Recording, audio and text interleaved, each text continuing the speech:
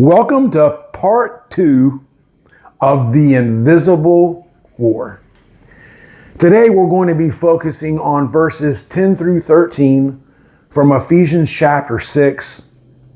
Verse 10, finally, be strong in the Lord and in his mighty power.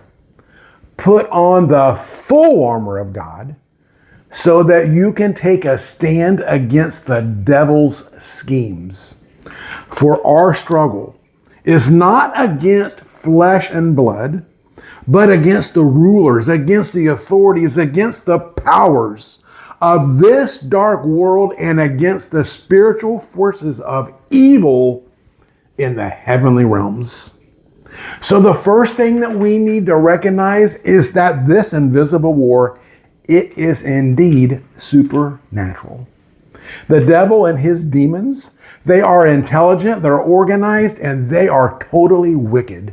And because all human beings are created in the image of God, and the devil hates God, they are going to constantly be assaulting Christians because of our belief in him.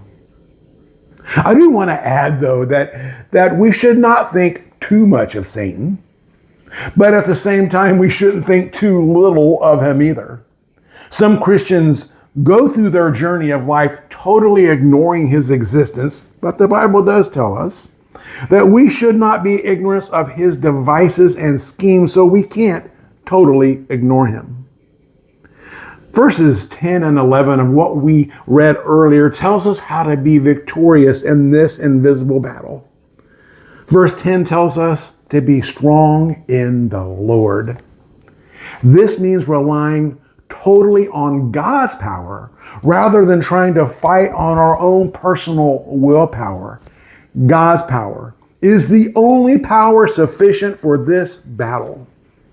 Paul says that relying on the power of God means putting on the full armor of God. We need the full armor of God. We need every piece. We can't shortchange the armor of God by deciding just to maybe wear 1 or 2 pieces for the day.